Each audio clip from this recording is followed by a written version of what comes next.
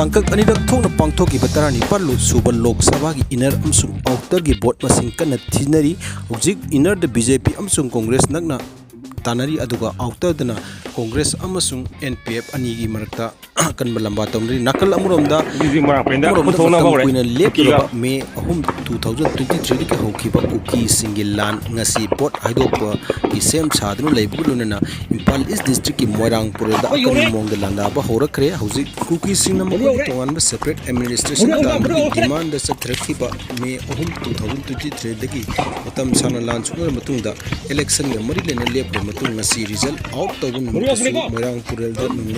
dikchana paiba Kuki militant singna han mangjongna sem sadnu leram ko lona ngasi pot Haidokpa asida akan mong landarak pa asina double engine lengakna